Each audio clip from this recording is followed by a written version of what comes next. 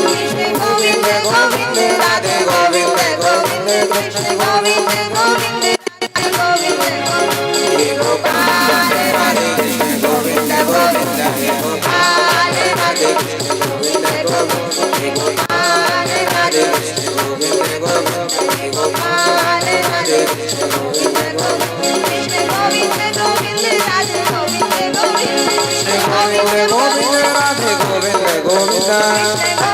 गोविंद राधे गोविंद गोविंद कृष्ण गोविंद गोविंद राधे गोविंद गोविंद कृष्ण गोविंद गोविंद राधे गोविंद गोविंद कृष्ण गोविंद गोविंद राधे गोविंद गोविंद कृष्ण गोविंद गोविंद राधे गोविंद गोविंद कृष्ण गोविंद गोविंद राधे गोविंद गोविंद हे गोपाल राधे कृष्ण गोविंद गोविंद हे गोपाल राधे कृष्ण गोविंद गोविंद हे गोपाल राधे कृष्ण गोविंद राधे कृष्ण गोविंद गोविंद कृष्ण गोविंद गोविंद राधे गोविंद गोविंद सदा गोविंद राधे गोविंद गोविंद कृष्ण गोविंद गोविंद राधे गोविंद गोविंद गोविंद गोविंद राधे गोविंद गोविंद कृष्ण गोविंद गोविंद राधे गोविंद गोविंद कृष्ण गोविंद गोविंद राधे गोविंद गोविंद हे गोपाल राधे कृष्ण गोविंद गोविंद हे गोपाल राधे कृष्ण गोविंद गोविंद हे गोपाल राधे कृष्ण गोविंद गोविंद हे गोपाल राधे कृष्ण गोविंद गोविंद कृष्ण गोविंद गोविंद कृष्ण गोविंद गोविंद कृष्ण गोविंद गोविंद राधे गोविंद गोविंद राधे गोविंद गोविंद कृष्ण गोविंद गोविंद राधे गोविंद गोविंद कृष्ण गोविंद गोविंद हे गोपाल राधे कृष्ण गोविंद गोविंद हे गोपाल राधे कृष्ण गोविंद गोविंद हे गोपाल राधे कृष्ण गोविंद गोविंद हे गोपाल राधे कृष्ण गोविंद गोविंद हे गोपाल राधे कृष्ण गोविंद गोविंद हे गोपाल राधे कृष्ण गोविंद गोविंद कृष्ण गोविंद गोविंद राधे गोविंद गोविंद कृष्ण गोविंद गोविंद राधे गोविंद गोविंद कृष्ण गोविंद गोविंद राधे गोविंद गोविंद कृष्ण गोविंद गोविंद राधे गोविंद गोविंद कृष्ण गोविंद गोविंद राधे गोविंद गोविंद गोविंद गोविंद राधे गोविंद गोविंद कृष्ण गोविंद गोविंद राधे गोविंद गोविंद गोविंद गोविंद राधे गोविंद गोविंद हे गोपाल राधे कृष्ण गोविंद गोविंद हे गोपाल राधे कृष्ण गोविंद गोविंद हे गोपाल राधे कृष्ण गोविंद गोविंद हे गोपाल राधे कृष्ण गोविंद गोविंद हे गोपाल राधे कृष्ण गोविंद गोविंद हे गोपाल राधे कृष्ण गोविंद गोविंद हे गोपाल राधे कृष्ण गोविंद गोविंद कन्हैया लाल की जय हो। बोल राधा रानी सरकार की जय हो। बोल भक्त वत्सल भगवान की। सर्वप्रथम अकारण करुणा कारक मैत्री के मसीहा प्रेम के सरताज अज्ञान का अंधकार मिटाने वाले सद्मार्ग दाता नवजीवन निर्माता पीताम्बरधारी भगवान श्री कृष्ण के चरणों में हृदय की अनंत अनंत गहराई से वंदन नमन प्रणाम करती हूँ। जन्म जन्म के दुखों का नाश करने वाली कल्याण व मंगल का दर्शन कराने वाली परमात्मा प्रभु की वांगमयी प्रतिमा श्रीमद् भागवत महापुराण के श्री चरणों में प्रणाम करती हूँ। परमात्मा के दरबार में आए हुए परमात्मा के प्यारे प्यारे भक्तों, आप सभी के हृदय में उस परमात्मा के अंश को प्रणाम करती हूँ। आज का दिन आप सभी के लिए मंगलमय हो, कल्याणकारी हो, शुभकारी हो। श्रीमद् भागवत का आज पंचम दिवस में हम प्रवेश कर रहे हैं।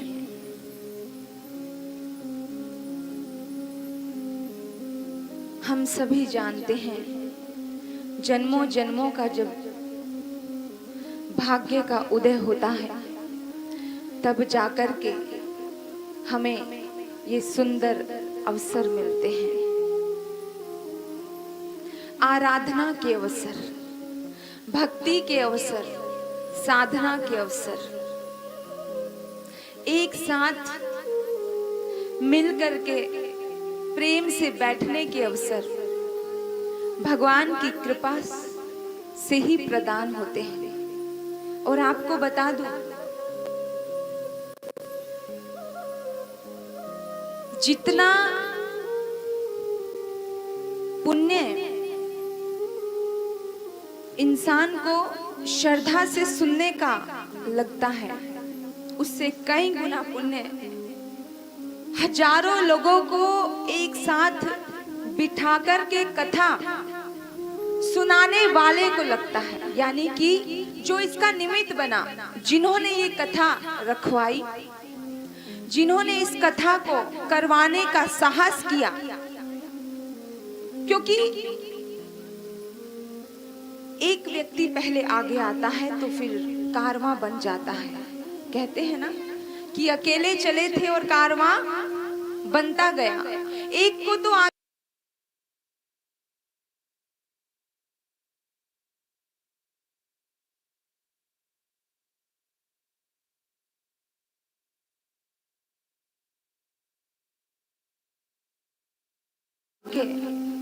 उनकी जिंदगी में फूल खिलते हैं, सौभाग्य के फूल खिलते हैं।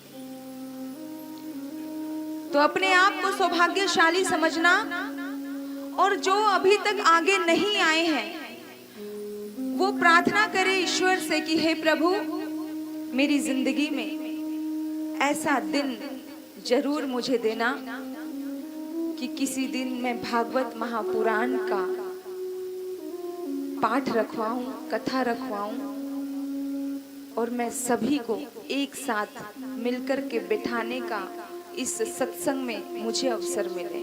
क्योंकि कर नहीं सकते, अभी तक किया नहीं है, कम से कम भाव तो कर सकते हैं। भाव करना भी बड़ी बात है। आज अच्छा भाव किया तो एक ना एक दिन वो अच्छा कर्म आपसे हो जाएगा। मैं कहती हूँ हमेशा ऊंचा सोचना चाहिए, हमेशा बड़ा सोचना चाहिए। सोचने में तो पैसे नहीं लगते। जब विचार तो हमारे ही हक में है, हमारी ही सोच है, हम इसको कितना भी सुंदर बना लें और कितना भी बुरा बना लें, ये हमारे हाथ में है। तो हम बड़ा सोचें। नंद भवन में उत्सव हो रहा है, सब खुशियां मना रहे हैं, आनंद मना रहे हैं। आपको पता है क्यों? क्योंकि नंद बाबा का जीवन धर्म से जुड़ा था, इसलिए सभी गांव के लोग एकत्रित हो जाते थे। जैसे ही उन्हें पता चलता है कि मेरी जिंदगी में एक सुंदर सांवरा सलोना आ गया है, नंद बाबा ने उस वक्त 2 लाख गायों का दान दिया।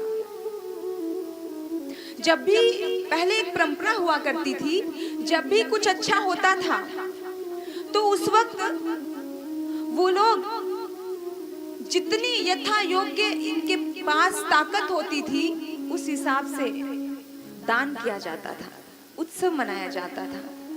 अन्न क्षेत्र में अन्न बांटा, जहां पर पानी नहीं था वहां पानी के प्याऊ लगाए, जहां पर दवाई का सिस्टम नहीं था वहां छोटे मोटे हॉस्पिटल खुलवाए। नंद बाबा ने भरपूर दिल खोल करके बांटा, दिल खोल करके दिया और बांटते ही जा रहे हैं।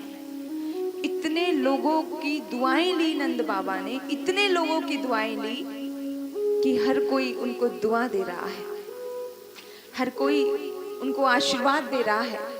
जब आप किसी के लिए कुछ अच्छा करते हो तो आपको आशीर्वाद मिलता है कि नहीं मिलता है? यही तो धर्म है, यही तो धर्म है। जब भी किसी के लिए अच्छा किया, सामने से वाइब्रेशन कैसी आएगी? प्रेम की आएगी। और जब भी किसी के लिए गलत किया तो सामने से कैसी वाइब्रेशन आएगी? बोलो। बहुत दूर जाने की बात नहीं है। आप जाते हो मंडी में, किसी दुकान पर, किसी शॉप पर, चलो सब्जी की दुकान पर ही चले गए समझो, और आपने वहां से कुछ सब्जी खरीदी या कुछ फल खरीदे। एक सड़ा हुआ एप्पल चुपचाप आंख बचा करके उस फल वाले ने आपके तोलते वक्त आपके एप्पल में मिला दिया। आप घर ले आए, आपको पता नहीं चला। आप आकर के देखते हो तो एक एप्पल के लिए भी कैसी कैसी बददुआएं निकल जाती है। सच बताना, सच बताना, सच बताना, कितना खराब व्यक्ति है। देखो, आंख बचाकर फिर भी एक गंदा एप्पल डाल दिया, आंख बचाकर फिर भी ऐसी सड़ी सब्जी डाल दी, और फिर दिल और दिमाग में वो छाया रहता है कि अब उसके पास से लेकर नहीं आऊंगी सब्जी, उसके पास से फल नहीं खरीदेंगे। होता है कि नहीं होता? सच बताना। इमीडिएटली रिएक्शन होता है कि नहीं होता है? और अब इधर देखिए, आप गए सुबह सुबह एक दुकान पर, आपको ब्रेड की जरूरत थी और आपने कहा कि मुझे ब्रेड चाहिए। उस दुकानदार ने कहा कि सुनो भैया, सुनो दीदी जी, ब्रेड ताजी नहीं है, तो ऐसा करना, आप कल आना, कल आपको ताजी ब्रेड मिलेगी। उस दिन उसने पैसे कम कमाए होंगे, उस दिन उसका थोड़ा सा लॉस हो गया होगा, लेकिन आपके दिल से कैसी वाइब्रेशन निकलेगी, कैसी दुआएं निकलेंगी? हाँ, सिर्फ एक ब्रेड के लिए आपके मन में ये आएगा कि कमाल है यार, बंदा गजब है, वो चाहता तो कमा सकता था, दे सकता था, हमें थोड़ी सपने आए हैं, पुरानी है, ताजी है, दुकानदार पता नहीं कौन सा माल कब कहाँ बेच दे, लेकिन उसकी ईमानदारी को नमन है। आपके दिल में आएगा कि वो बड़ा अच्छा है भाई, जब भी जाना हो उस दुकान पे जाना, माल अच्छा मिलता है, फ्रेश मिलता है। कहोगे कि नहीं कहोगे? सच बताना, बोलोगे कि नहीं बोलोगे? बोलेंगे ना, है ना? और फिर आपने एक को नहीं, चार को उसके साथ जोड़ दिया। तो ऐसा जीवन हमारा भी होना चाहिए जैसा नंद बाबा का जीवन था। दिल खोल करके, आपको पता है कि पहले राजे महाराजे क्या कर दिया करते थे? जेल में बंद कर देते थे, और कभी कभी पूरा गांव मिलकर के किसी एक व्यक्ति ने अगर गलती की होती थी तो उसका बहिष्कार कर देते थे कि कोई भी गांव का बंदा इसके साथ लेन देन नहीं करेगा। ऐसा होता था उस वक्त। नंद बाबा ने उनकी भी दुआएं ली, उनको भी हर गलती से मुक्त कर दिया कि अब सब आकर के तुम्हें इजाजत है। उत्सव मनाया जा रहा है, धूल उड़ रही है, जबरदस्त धूल उड़ रही है, और उस धूल में एक अलग ही मजा है। आप भी गए होंगे वृंदावन की धूल में लोट पोट होने, उस धूल को मस्तक पर लगाने।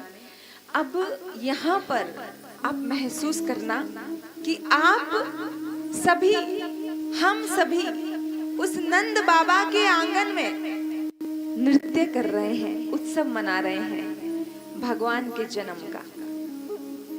उत्सव एक दिन थोड़ी चलता है। आपके घर में बच्चे का जन्म होता है तो कितने दिन तक लोग आते रहते हैं देखने के लिए, आते हैं ना? उनको देखने के लिए तो महादेव तक आ गए थे। तो ऐसे ही जैसे आपके घर में आपके रिश्तेदार आते रहते हैं, वहां पर भी उत्सव है, नृत्य चल रहा है। नंद भवन में उड़ रही धूल धूल मोहे प्यारी लगे। नंद भवन में उड़ रही धूल धूल मोहे प्यारी लगे। नंद भवन में उड़ रही धूल धूल मोहे प्यारी लगे। नंद भवन में उड़ रही धूल धूल मोहे प्यारी लगे। नंद भवन में उड़ रही धूल धूल मोहे प्यारी लगे। उड़े उड़े धूल मेरे माथे पे आई। उड़े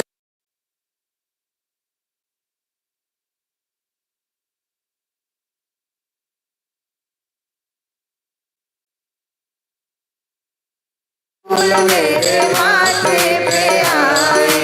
मैंने तिलक लगाए भरपूर धूल मोहे प्यारी लगे। तिलक लगाए भरपूर धूल मोहे प्यारी लगे। मैंने तिलक लगाए भरपूर धूल मोहे प्यारी लगे।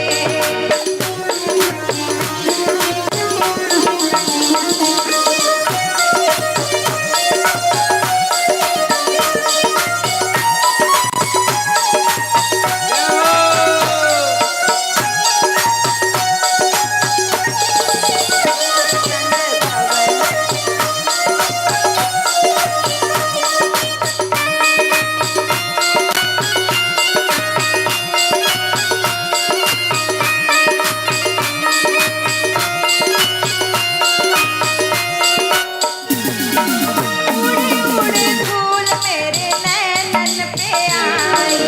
उड़े उड़े धूल मेरे नैनन पे आई। उड़े उड़े धूल मेरे नैनन पे आई। उड़े उड़े धूल मेरे नैनन पे आई। उड़े उड़े धूल मेरे नैनन पे आई। उड़े उड़े धूल मेरे नैनन पे आई। मैंने दर्श किए भरपूर धूल मोहे प्यारी लगे।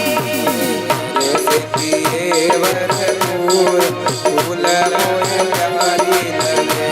मैंने दर्श किए भरपूर धूल मोहे प्यारी लगे। किए भरपूर धूल मोहे प्यारी लगे।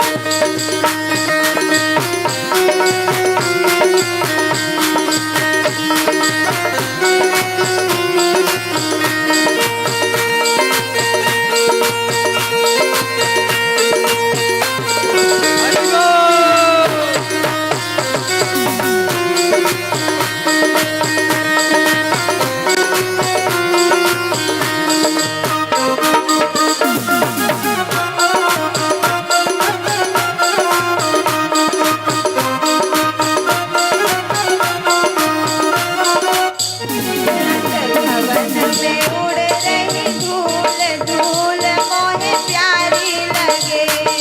भवन में उड़ रही धूल धूल मोहे प्यारी लगे। नंद भवन में उड़ रही धूल धूल मोहे प्यारी लगे। भवन में उड़ रही धूल धूल मोहे प्यारी लगे। उड़े उड़े धूल मेरे होठन पे आई। उड़े उड़े धूल मेरे होठन पे आई। उड़े उड़े धूल मेरे होठन पे आई। उड़े उड़े धूल मेरे होठन पे आई। मैंने भजन गाए भरपूर धूल मोहे प्यारी लगे। गुरु चरण की रही धूल धूल मोहे प्यारी लगे। मैंने भजन गाए भरपूर धूल मोहे प्यारी लगे। भजन गाए भरपूर धूल मोहे प्यारी लगे। नंद भवन में उड़ रही धूल धूल मोहे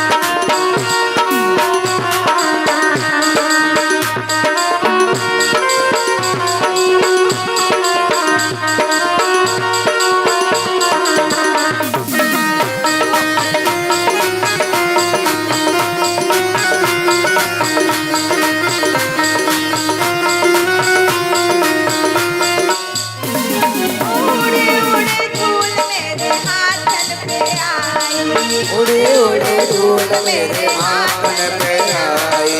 उड़े उड़े धूल उड़े उड़े धूल मेरे हाथ पे आई। मेरे आंगन पे आई। उड़े उड़े धूल मेरे हाथ पे आई। उड़े उड़े धूल मेरे आंगन पे आई। उड़े उड़े धूल मेरे हाथ पे आई। उड़े उड़े धूल मेरे आंगन पे आई। मैंने तालियां बजाई भरपूर, धूल मोहे प्यारी लगे।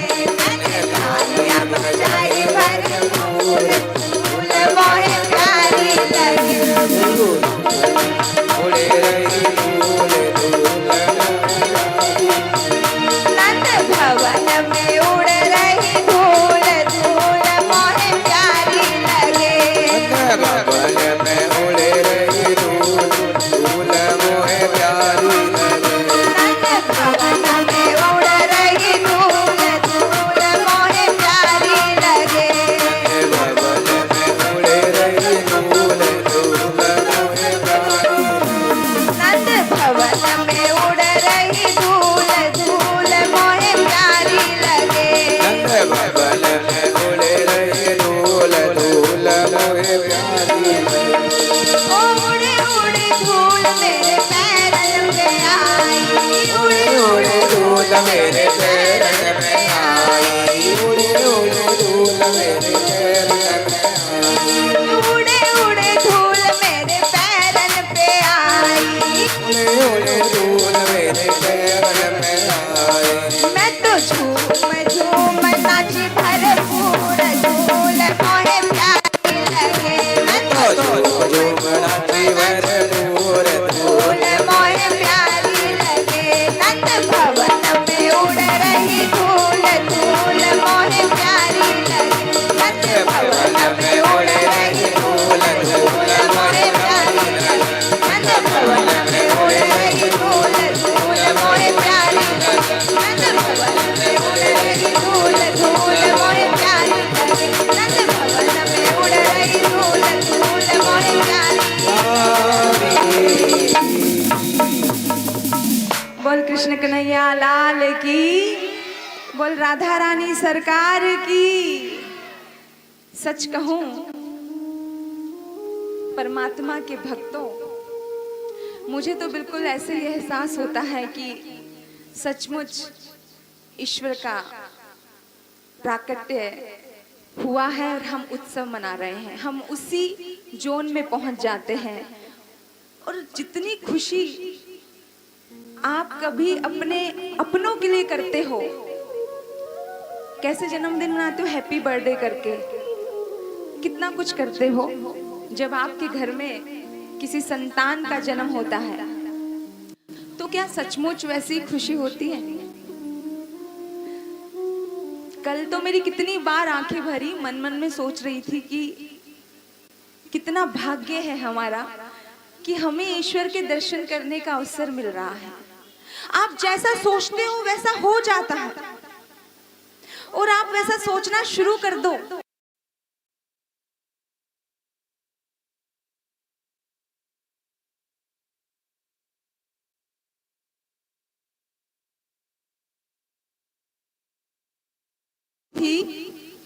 एक बार वो भोजन बना रहे थे अपने लिए और एक कुत्ता आता है। एक रोटी चूल्हे पर है, एक रोटी चूल्हे के साइड में रखी है। वो रोटी उठाकर कैसे ही ले जाता है। संत नामदेव जी उनके पीछे पीछे गए, प्रभु रूखी खाओगे, जरा घी तो लगाते जाइए। ऐसा सुंदर भाव जिस दिन आ जाएगा उस दिन परमात्मा से मिलने से हमें कोई रोक नहीं सकता। जर्रे जर्रे में है झांकी भगवान की, जर्रे जर्रे में है झांकी भगवान की। किसी सूझ वाली आँख ने पहचान की, जर्रे जर्रे में है झांकी भगवान की, जर्रे जर्रे में है झांकी भगवान की।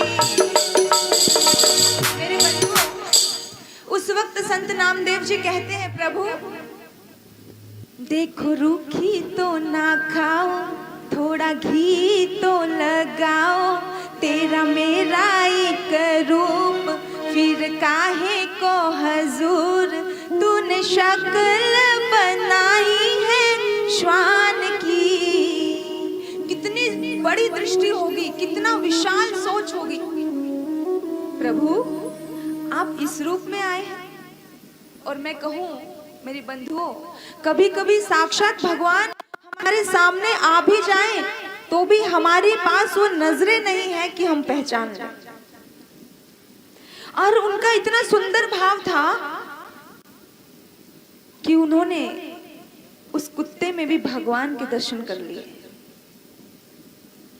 सोचना, कल जब भगवान कृष्ण कन्हैया रूप में वो बच्चा आया तो उसको देख करके मुझे बिल्कुल वो फीलिंग आई, हम कनेक्ट हो जाए। हमें तो भाव करने हैं, भावनाओं के दम पर तो इंसान एक पत्थर में भी भगवान के दर्शन कर लेता है, भावना के दम पर। कहते हैं ना, मानो तो देव नहीं तो पत्थर। सब कुछ मानने के ऊपर डिपेंड करता है आप किस में क्या देखते हो। किसी से प्रेम होता है तो कहते हैं तुझ में रब दिखता है, यारा मैं क्या करूं। और किसी से नफरत होती है तो उसी में सब कुछ बुराइयां दिखने लग जाती हैं। इंसान का मन है, लेकिन मन को ही तो बदलना है। धीरे धीरे अपने मन को संसार से हटाकर कहाँ लगाना है? भगवान में लगाना है। धीरे धीरे मोड़ तू इस मन को हाँ इस मन को, धीरे धीरे मोड़ तू इस मन को हाँ इस मन को। मन मोड़ा तो डर नहीं, मन मोड़ा तो डर नहीं, फिर दूर प्रभु का घर नहीं। धीरे धीरे मोड़ तू इस मन को हाँ इस मन को, धीरे धीरे मोड़ तू इस मन को हाँ इस मन को।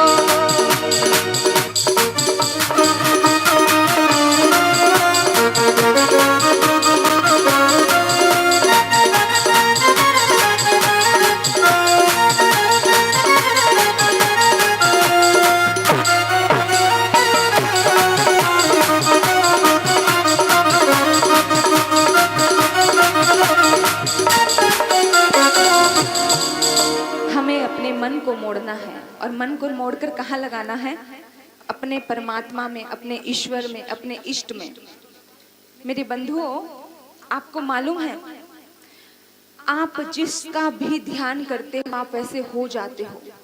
ये सर्च किया है वैज्ञानिकों ने। अमेरिका में सर्च हुआ, अफ्रीका में सर्च हुआ, बड़े बड़े वैज्ञानिकों ने सर्च किया कि आप जिसका ध्यान करते हो वैसे हो जाते हो, जिसका चिंतन करते हो, जिसको देखते हो, जिसको सोचते हो, जिसका विचार करते हो वैसे हो जाते हो। वैसे गुण और दुर्गुण आप में प्रवेश कर जाते हैं। अब आप सोचिए आपको किसका चिंतन करना है। एक बार की बात है, एक परिवार में आज एक बच्चे का जन्म होता है। महिलाएं थोड़ा ध्यान से सुने। परिवार में एक बच्चे का जन्म होता है और वो बच्चा एकदम काला, बिल्कुल अफ्रीका जैसे अफ्रीका के लोग होते हैं, बिल्कुल ऐसा पुट्ठा तवा। अब पति कहता है कि ये तो मेरा बच्चा ही नहीं है, हम तो दोनों काले नहीं है, हम तो बड़े गोरे हैं, ये हमारा बच्चा नहीं है। उसको शंका होती है अपनी पत्नी पर। बहुत अमीर लोग थे वो। उनको शंका होती है अपनी पत्नी पर कि हो ना हो मेरी पत्नी सही नहीं है, इसका किसी और के साथ अफेयर होगा, ये बच्चा मेरा नहीं है। नौबत यहां तक आ गई तलाक की।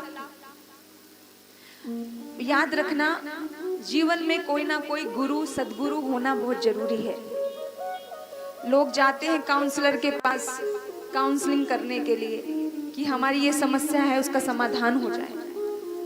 वो लोग भी गए, बोला कि प्रभु गुरुदेव ये औरत ठीक नहीं है और मुझे इसको अपने साथ नहीं रखना। वो औरत कहती है, मैं सच कहती हूँ, मेरी जिंदगी में आपके अलावा कोई भी नहीं है। मैंने तो आपके अलावा किसी के बारे में सोचा तक नहीं, और आप मेरे लिए इतना गलत सोच रहे हैं। फिर ये बच्चा ऐसा ब्लैक रंग का कैसे पैदा हो गया, क्या कारण है? फिर उन लोगों ने सर्च किया कि आखिर कारण क्या है।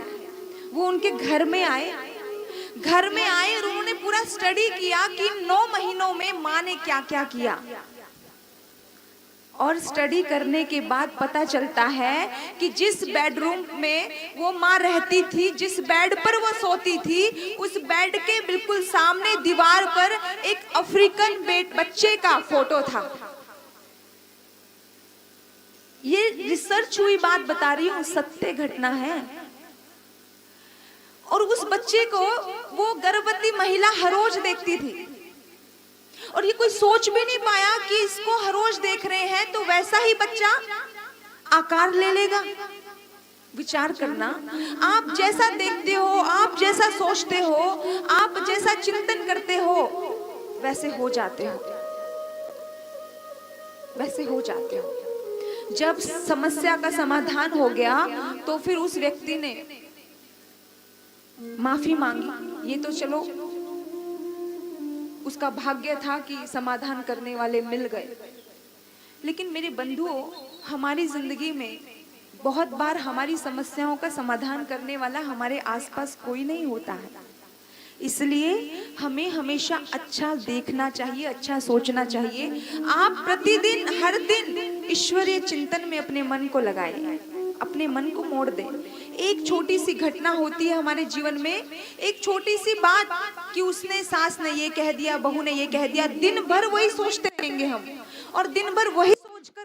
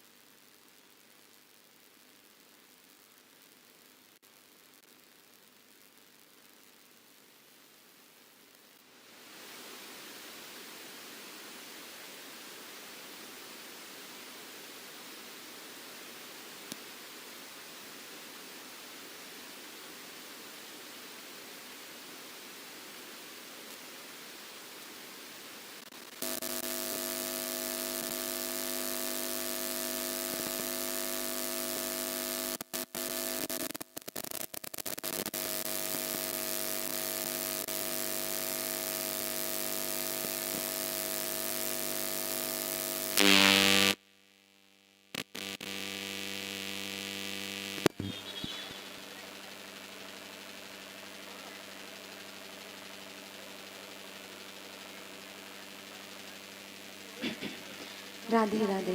बोल बांके बिहारी लाल की, बोल राधा रानी सरकार की, बोल भक्त वत्सल भगवान की, बोल गोविंद भगवान की।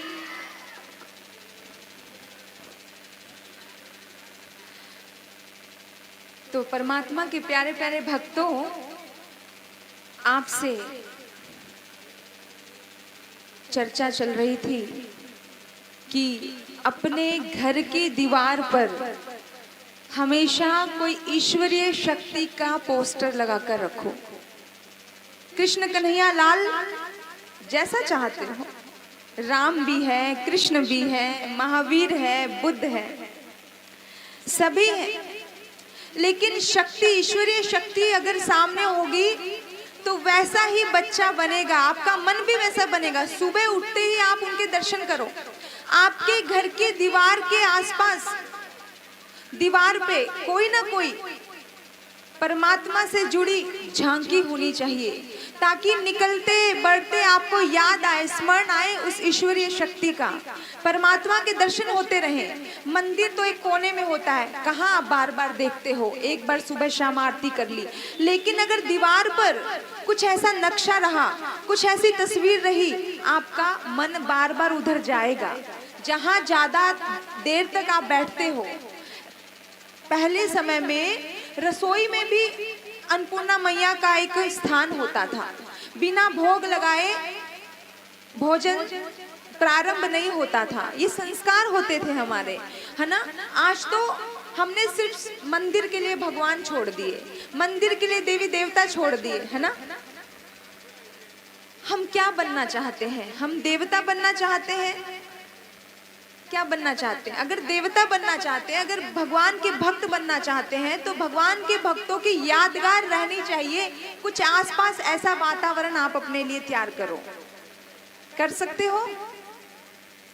हमारे भगवान इस धरती पर अवतरित हो चुके हैं, और देखो, जेल में जन्म हुआ, जेल में जन्म होना पाप नहीं होता, याद रखना, लेकिन जेल में जीवन होना पाप होता है, और जेल में ही मर जाना पाप होता है।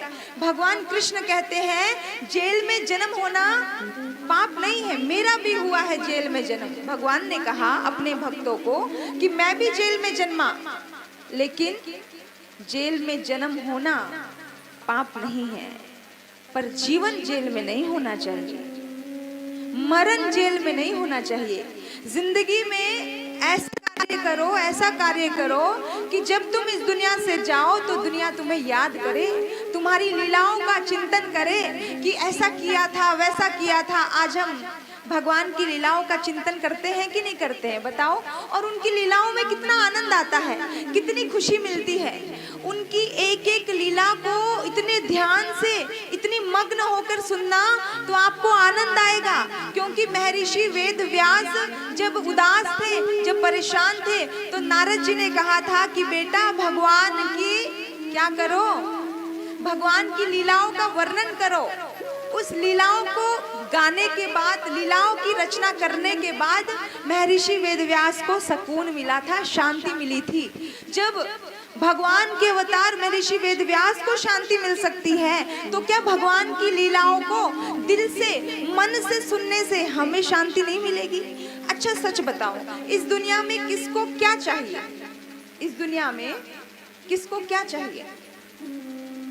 सिर्फ शांति ही चाहिए।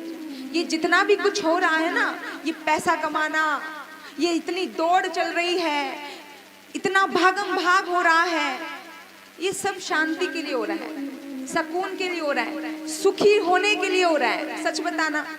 और अगर आपको इतने सहज में सुखी होना लिखा है, आपको बताया है कि आप भगवान की लीलाओं से कनेक्ट कर लो अपने आप को, आपको बड़ा सुकून मिलेगा।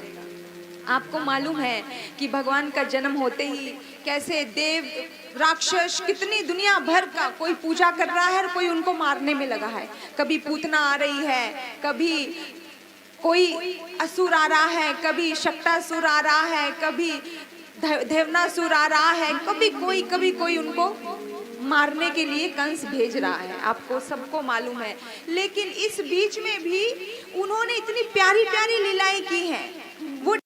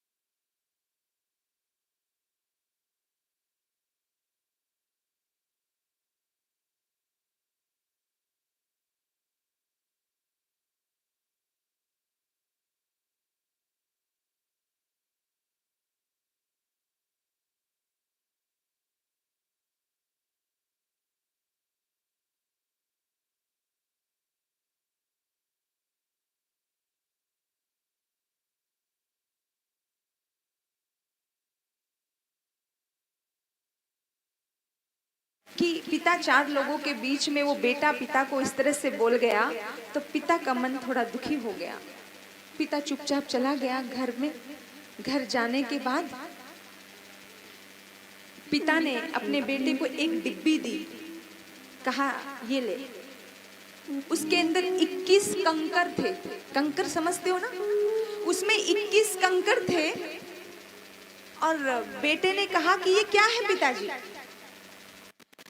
बोला ये तेरा अतीत है,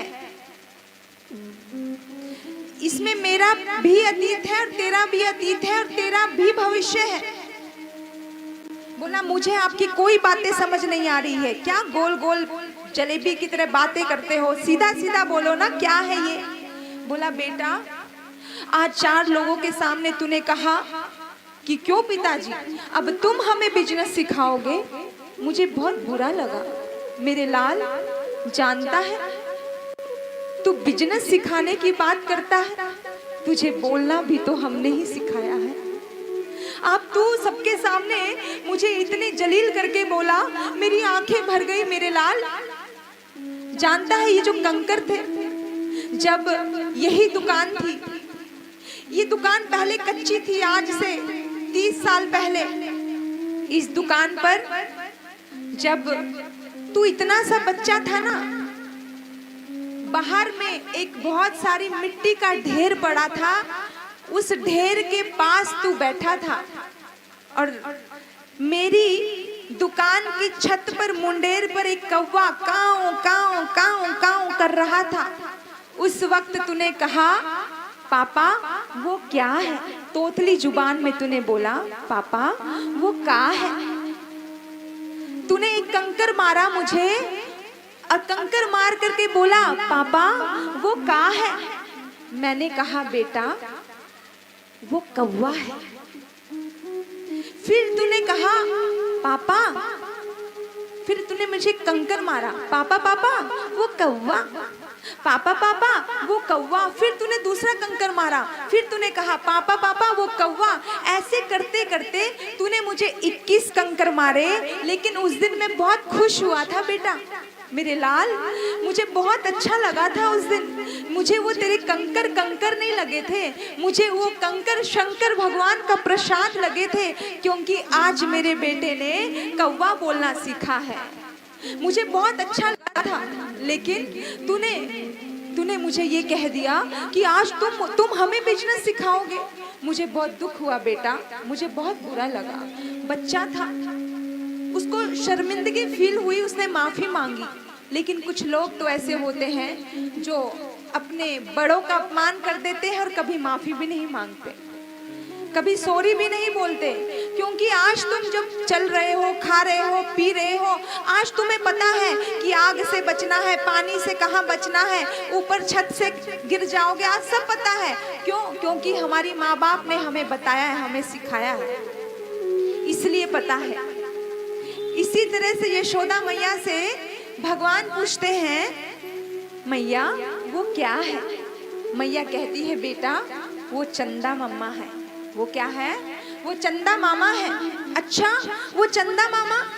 अब भगवान कहते हैं, मुझे ये चाहिए, मुझे ला करके दो। अब यशोदा मैया कहती है, बेटा मैं उसको कैसे ला के दे सकती हूँ, वो तो बहुत दूर है। बोला, नहीं नहीं माँ, मुझे चाहिए। हठ पकड़े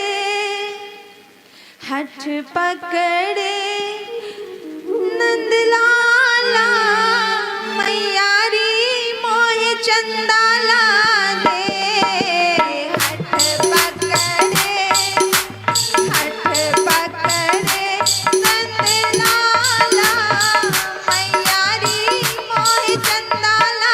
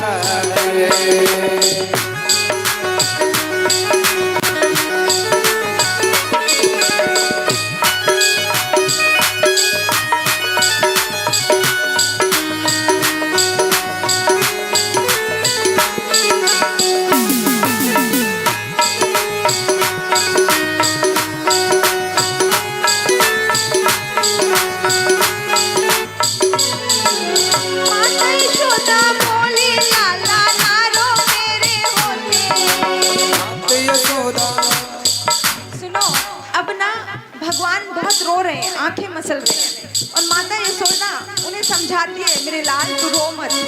माता यशोदा बोली, लाला ना रो मेरे होते। यशोदा बोली, लाला ना रो मेरे होते। माता यशोदा बोली, लाला ना रो मेरे होते। माता यशोदा बोली, लाला ना रो मेरे होते।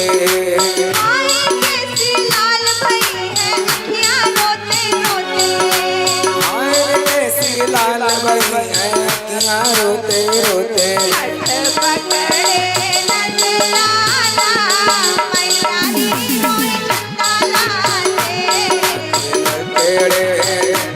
नंदलाला, मैयारी मोहे चंदाला दे। हठ पकड़े नंदलाला,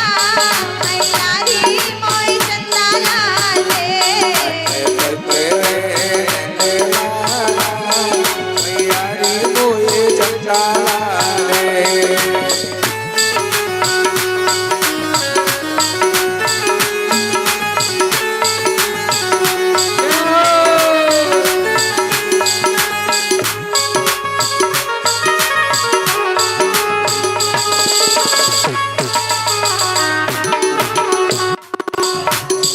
यशोदा कह रही है, बेटा वो तो बहुत दूर है, कैसे लाऊं?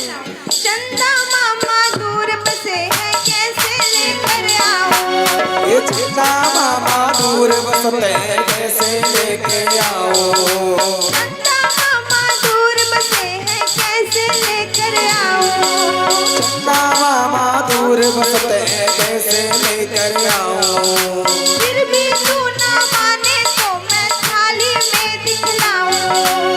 फिर भी तू ना माने तो मैं डाली में दिखलाऊं। हाथ पकड़े नंदलाला मैया री मोहि चंदा लाले। तेरे लाला मैया री मोहे चंदा लाले। हाथ पकड़े नंदलाला मैया री मोहि चंदा लाले।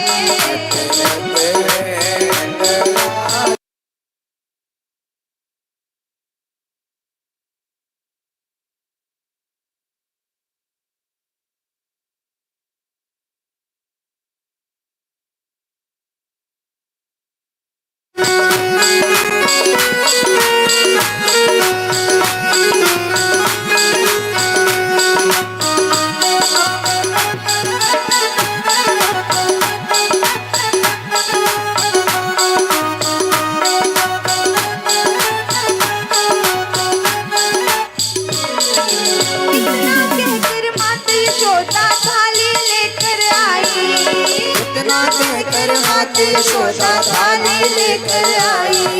इतना कहकर मात यशोदा थाली लेकर आई। पानी भर कर दिखलाई है चंदा की परछाई। पानी भर कर दिखलाई है चंदा की परछाई। पानी भर कर दिखलाई है चंदा की परछाई। पानी भर के दिखलाई है चंदा की परछाई। हाथ पकड़े नंदलाला मैया री मोहि चंदा लाले। मैया री मोहे चंदा लाले।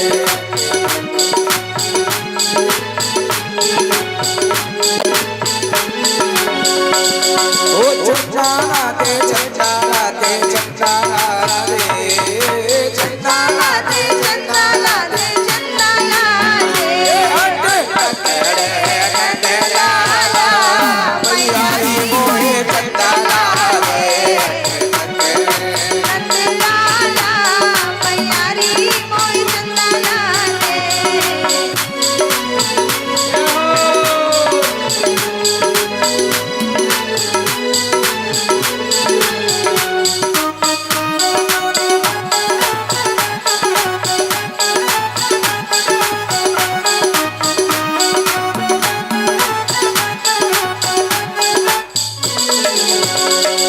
अब भगवान खुश हो जाते हैं। भगवान जैसे थाली लेकर के आई मैया और कहा कि ये ले देख तेरा खिलौना देख ले अच्छे से। और कहते हैं कृष्ण कन्हैया खुश होकर कर लगे बजाने ताली। कृष्ण कन्हैया सो करके लगे बजावन ताली। कृष्ण कन्हैया सो करके लगे बजावन ताली। कृष्ण कन्हैया खुश होकर के लगे बजाने ताली। कृष्ण कन्हैया सो करके लगे बजावन ताली। मैया के बहकावे में आप फंसे हैं माया धारी। याने में आने में आपत है माया धारी। मैया के बहकावे में आप फंसे हैं माया धारी। मैया के बहकावत में आती है माया धारी। हाथ पकड़े नंदलाला मैया री मोहि चंदा लाले। मैया री मोहे चंदा लाले। नंदलाला मैया री मोहि चंदा लाले। ओ चंदा लाते चंदा लाते चंदा लाते चंदा लाते चंदा